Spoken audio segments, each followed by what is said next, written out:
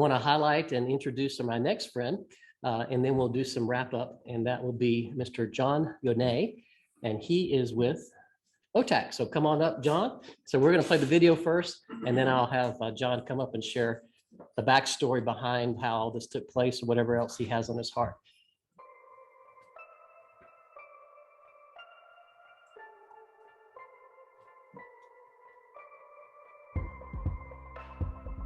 Living in Portland with 300 rainy days and dark winters, it can really weigh down on employees. And so being able to work in an environment where you have a lot of light available to you makes a huge difference.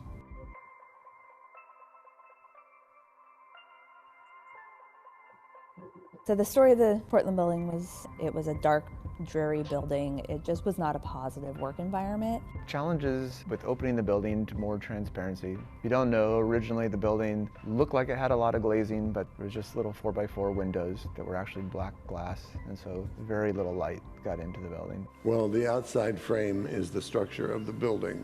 You might as well start over. That's what holds the whole mess together.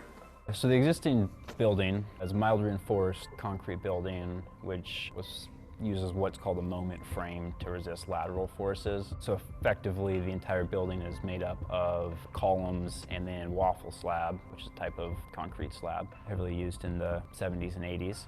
But really all the lateral forces transfer from the slab into the columns, which is not the most effective way of doing that, because if you think about if you put a plate on top of a pencil, it doesn't take much to just knock that pencil over, right? Even though it was designed to resist lateral forces, and back in the late 70s, those were primarily wind-driven forces, they're not as effective at resisting seismic forces. One of the standards in today's construction, especially in concrete buildings, is utilizing shear walls, which are much more effective at transferring that lateral load into a length of wall, and then taking that lateral load all the way down the wall into the foundation. It was proposed to do a new shear wall around the passenger elevators and stairs that are in the center of the building. We worked to design a process in which we could open up the floor slabs and kind of cut the floor away from their supporting columns 3 floors at a time. We recognize the fact that this building houses so many of our city engineers, and we had a lot of engineers very excited about the structural upgrades. And so that actually drove the decision to expose the seismic upgrades. The shear wall going all the way up through the core is exposed concrete, and we did that so that you can see and touch and feel the experience of that seismic upgrade. There's 90 tons of rebar that go through that central shear wall core, and it goes from being about 24 inches thick in the basement to around 18 inches thick at the top floors. It is a stout and amazing piece of structural engineering. So when we moved the shear wall that was on the outside to the interior, it allowed us to take all the glazing on the outside that looked like it was really glass, but really was spandrel glass, which means no light comes through, and open that up. It allowed all the floors now to actually get all of that light. Seeing the amount of daylight that could have been getting into the building but was just covered up with drywall and spandrel glass really emphasized the amount of light that could have been getting into the project, and that we ultimately were successful at bringing into those floors. Back in 1980, we were going through the oil crisis, and so at that point in time, a lot of decisions were made around choosing glazing that was very energy efficient. Fast forward to now, technology's improved so much that now we can actually have clear glass that's performing at that same level, but now it's allowing that natural light into the building. It's allowing all the users to get that natural light. We lowered all the partitions so that light comes deeper into the space. We opened up the ceilings. We painted everything out white so it's reflecting, and the floors just feel very different. Much more light is bouncing around. At the beginning of the project, there was a survey done of employees to really list the biggest problems that they had in the building. And the one that came back resoundingly #1 was the lack of natural light. I hope they would agree that we really knocked that one out of the park. They wanted shaded glass. There is nothing worse than tinted glass. What we should do with the Portland building is take out all the glass and put in clear glass. The floor to ceiling height is low. It's low because of the budget. It's not low because of the architect. On floors 4 through 14, which are the primary office floors, they had acoustic ceilings that were, in the 8 foot to 9 foot range. There was cubicles that were 5 feet tall everywhere. Everything was very beige. The lighting was kind of average. And so what happens is you just had a floor that was very uninspiring. The first thing we did was just remove the ceiling and really open up the space. This building has these beautiful ceilings that were hidden forever, and now they're totally exposed, and the waffle slab adds a texture and a light quality. We move around 60% of our workforce every year.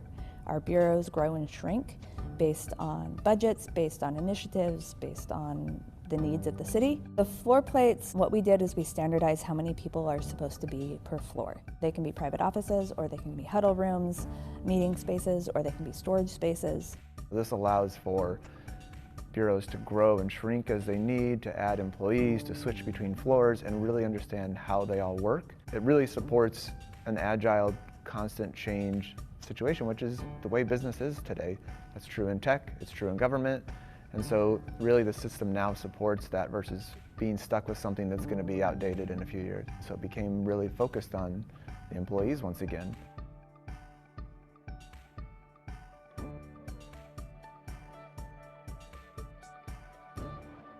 So just a quick little background, and then I'll speak about the natural light, which I think you'll hear more and more about is going to be a theme throughout.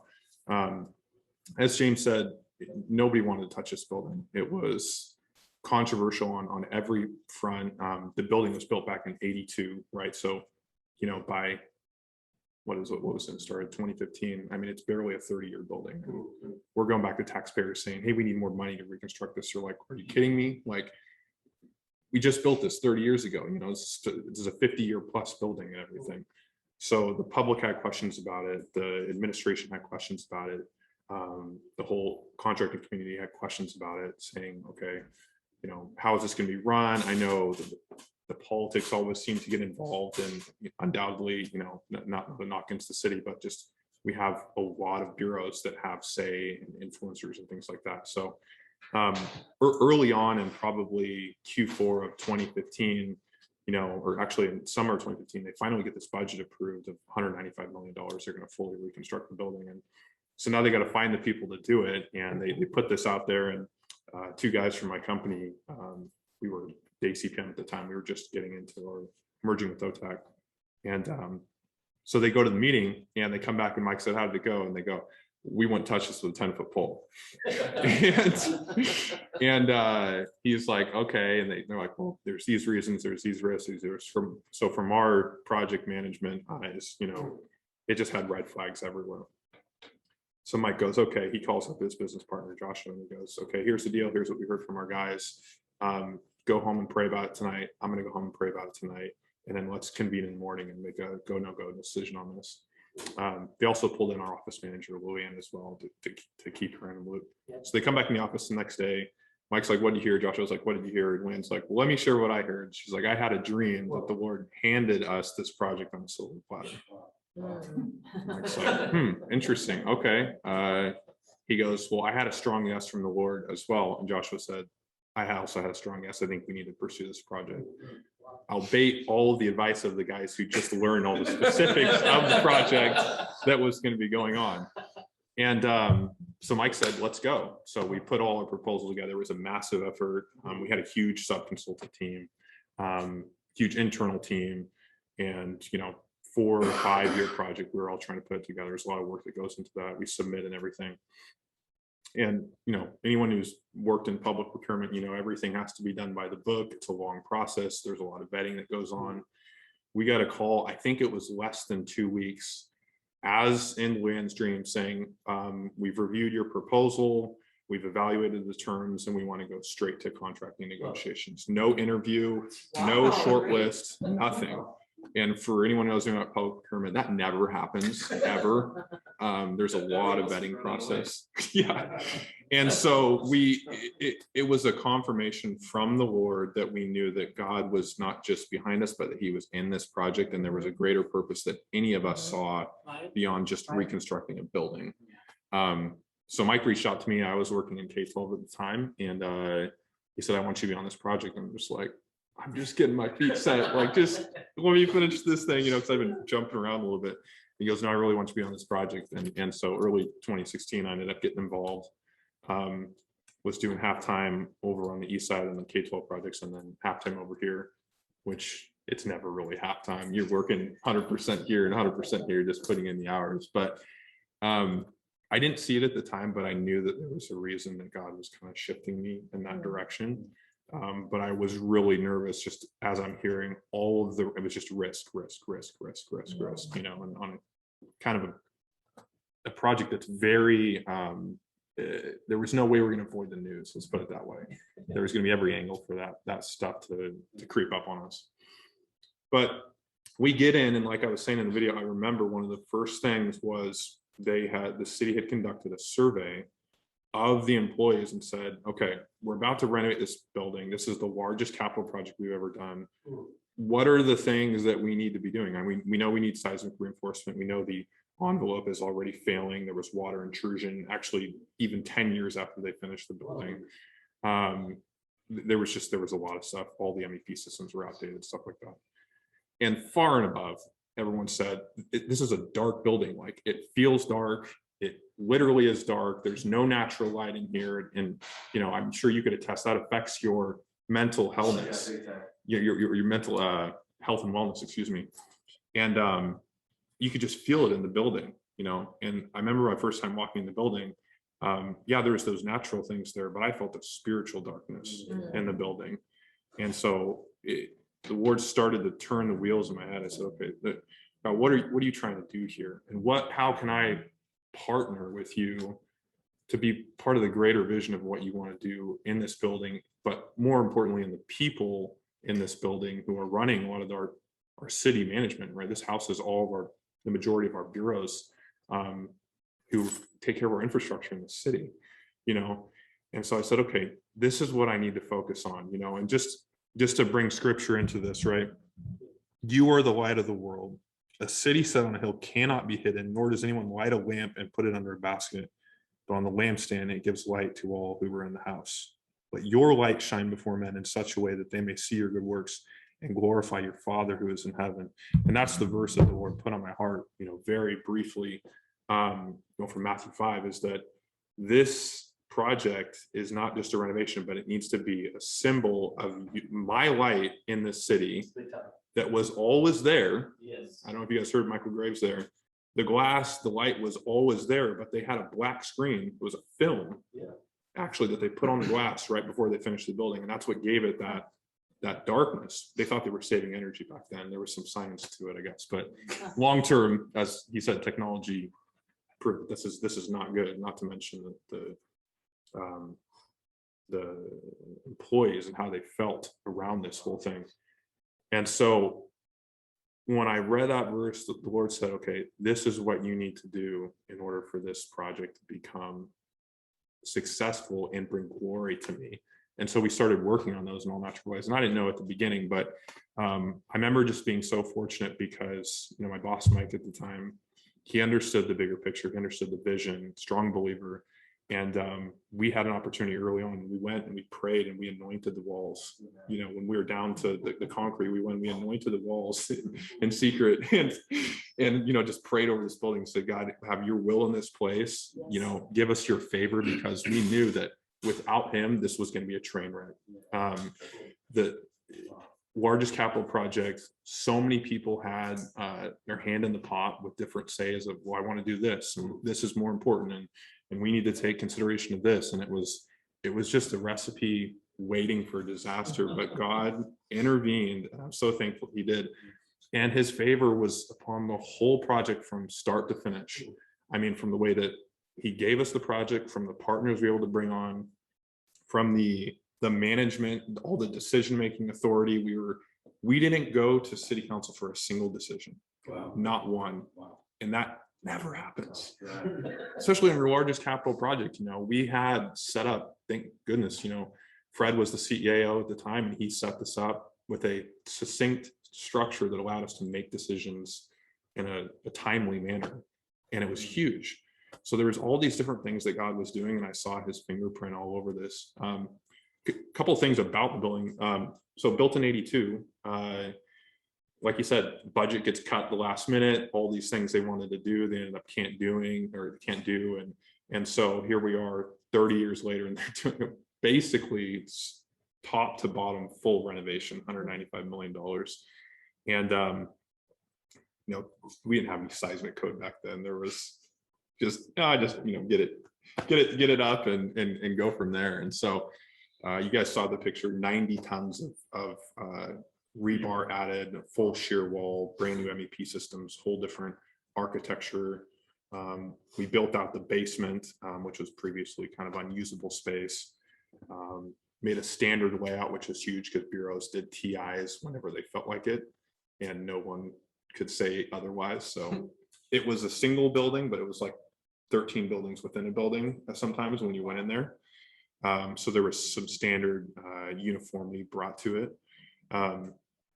And then the most controversial, which again, thank God for his hand in this, was the envelope solution, which was failing. Water was intruding in the building. People were complaining about mold, saying that there was air quality issues, and that freaked a lot of people out. They're like, I don't even feel safe working here.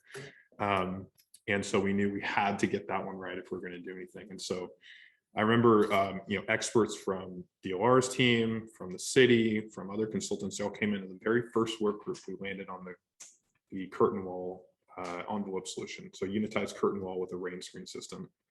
We thought this was going to take 6 months to go back and forth and debate. The very first work group, everyone comes in and they're all in agreement. This never happens. Everyone in agreement that this is the solution we need to do. And it's like, okay, let's go make it happen. And so I'm just sitting here, I'm just like, this is God. Obviously the Lord is in this, and he brought unity into the team and our structure. There were so many, you get a lot of smart people in the room. There could be some fireworks, when people are adamant that their way is the right way. And we just were able to eliminate a lot of that, put our egos at the door and go forward. So it started in early 2016 when we came on board, got our design builder on in August of 2016. And then it was a mad dash. We did design in like 13 months. And we also, at the tail end of that in 2017, we also moved out 1,500 people. We procured, cleared out, and built 3 TI spaces in different downtown buildings to move the 1,400 people into. And then we're already doing construction as we're moving people out with starting the basement and clearing everything out. So it was just from start to finish, it was just a mad dash to finish, hold on. I was full-time, went from part-time to full-time basically immediately over there, and was there, and we were even closing up the budget still a couple months ago.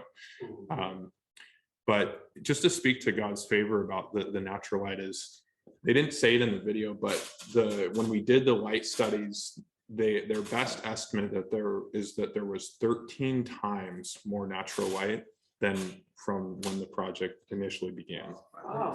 So when people came in, I just kind of incognito would go up and say, hey, hey, is the light better? Or what do you feel about it? And just people's responses, it just brought me so much joy. Like, it's a totally different feel. You know what I mean? And they're speaking to the physical things, but I knew that the Lord had implemented a new spiritual environment in that place. Awesome. Has anyone seen the big Portlandia statue outside? So there's a lot of history behind that, but it has pagan roots. It's not rooted by any means in, the Lord and so forth. But I knew that the Lord was doing something in that, and that he was replacing that with his spirit to come back into this place. And I knew that bringing the light was part of that. And so it was amazing, the way that whole thing went about, because people began to see that as they came back into the building, they were working more efficiently. there was a different environment in there. The white was, you know, the office setting. We did an open office environment. People said, don't do that. Like it didn't work and all that, but that's what we ended up going. And I think people have enjoyed it. There's still we didn't get a full test because we moved the last group into the building the second week of March, and the third week of March we shut down for COVID. So they closed the whole building. So it's been partially occupied actually this whole time. I think just in June, actually July, they just started moving people back in. Everyone was working from home. So that was kind of interesting. Again, God's favor on that, because had we not gotten people in, there would have been lease extensions and all this stuff. So I knew that was a big spiritual shift, and just all the prayer that went into this. There was a lot of people, James knows, there's a lot of people that were praying actively for this. There's believers that the Lord connected me with who worked at the city, who I never knew when I started this project, who I found out had been praying for 20, 30 years that for the renovation of this building, because they knew that it was a spiritual stumbling block, the way that it was built. And the Lord starts connecting me with these people. I mean, only through his provision, you know, could this happen. And they start sharing their stories, and I'm able to share my stories. And it ends up being an encouragement to all of us to know that, like, you're just a small piece of a bigger picture of what God's doing, you know. And that encouraged me when we were in really tough points in the project. It wasn't all chocolate and roses going through. We had some really tense moments. We had some people directly try to attack the project. We had people take us to appeals all the way up to the top on the envelope solution, because we ended up not going with the way that they thought it was going to be. I won't go into more details, but just the enemy was at work, and he was trying to create dissension, and he was trying to attack us on all these different places he could, but none of it worked. And we just saw that time and time again, God's faithfulness throughout the project. And for me, it was a huge encouragement, because I had always been asking the Lord, you know, like, where does business and ministry intersect? You know, like, I get in this work mode and I'm just go. And I'm just like, Lord, I just want to do my best here and whatnot. But sometimes forget to pause and think about, okay, God, what is this really about? This isn't just renovating a building. It could do that any day. Like, what are you trying to say to me here? And what are you trying to say to the people here? And he just encouraged me again with another verse from Joshua 1:3, as Moses dies, and he says, you're the man. Lead the children into the promised land. And verse 3 says, you know, for everywhere where your foot has already tread, I have given you the land. So he just needed to take what the Lord had already given him. And I felt like the Lord was speaking that over this building. Is he said the light was always there, but I had to expose it. I had to pull those things down. And I started to just thank the Lord. I said, God, you know, this was a stronghold in the city with pagan roots, darkness, like everything on it. But you're using this to be a beacon, a city set on a hill for your glory. And I get to be part of that. And that's really cool to understand that, you know, that it seems very small and so forth, but there still is, I keep saying there still is a greater vision into this. God's given us favor. We're presenting at the Design Build Conference in November out in Colorado. Got awards, you know, a couple of weeks ago for DJC in the top 3 projects for the office category. I mean, I'm just seeing that, you know, it's not a pat on anyone's shoulder. It's just a testament to his glory. Is, like you said, it's a city set on a hill. He didn't do this so that no one would know about it. He does this so that other people will see and give him glory for what he did, for something that otherwise could have been just a total crash and burn. I mean, you know, and the city had some history and challenging projects that got waylaid and caught up in politics and just put on pause and all that things. And just all those things, the Lord just, you know, was able to remove those. So wanted to just share that story primarily with you guys as a testament to, you know, just a personal time in my life where the Lord was showing that there it's all ingrained in the journey. And don't try to separate.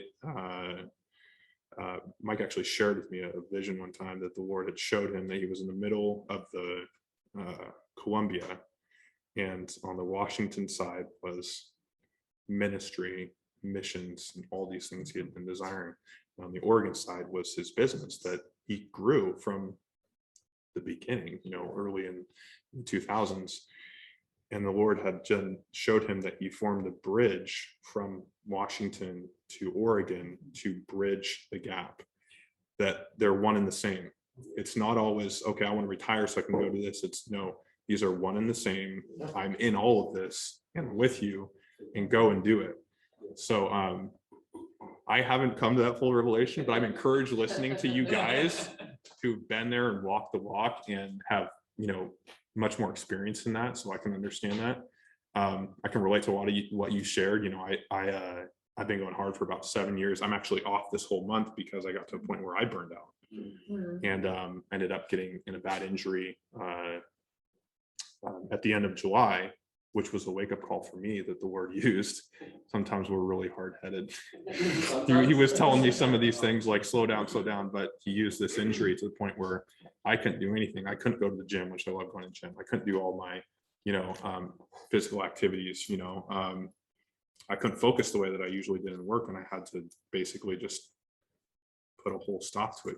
I couldn't do all my ministry things. I was working probably 10 to 11 hour days, but then I had ministry stuff 6 days out of the week that I was doing with my church and other organizations. And basically just, I can relate to what you're saying with self-care. I got to the point where just like, I didn't even have anything to offer anybody.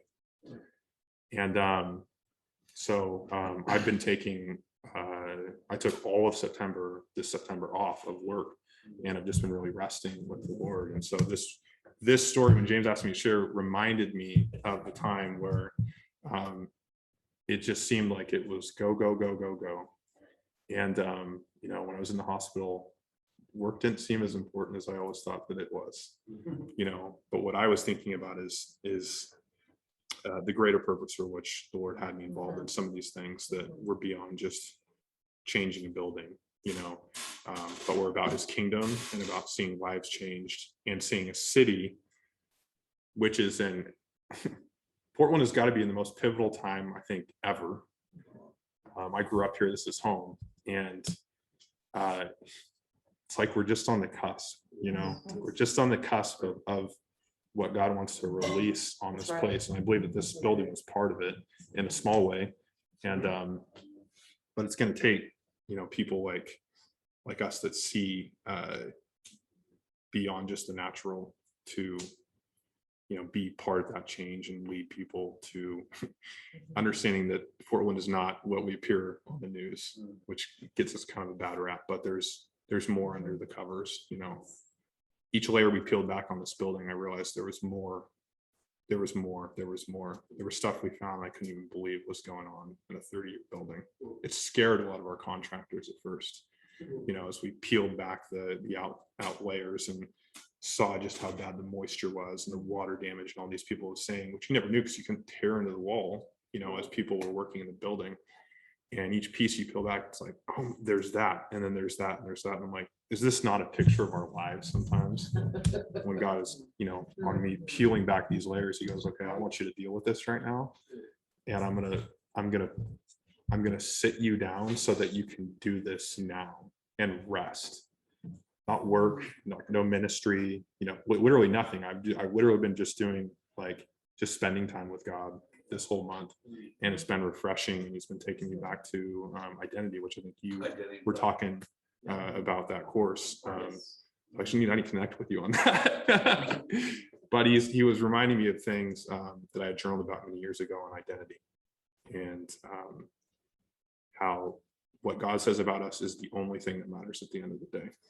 Nobody's opinion matters. It's irrelevant. But what God says about us is the ultimate importance, and he gives us everything that we need to move forward. So glad to share with you guys, and just again really encouraged with everything that you shared, and just the intersection of business and ministry, because I really am searching for better ways to do that with our company. God's God's opened up a lot of doors for us. I also work with our international liaison for my company. So we have a parent company in Korea who does a lot of work in the Middle East and Asia Pacific and so forth. And now it's bringing a lot of more international clients to the States. And so that's where a lot of my focus has been. And then in tandem with that, the Lord's been putting me in a lot of short-term mission places where I've been able to go to South and Central America. So my God, where's the intersection here? So thank you guys for letting me share with you. It's awesome to just be part of the work that he's doing, and we're all part of it.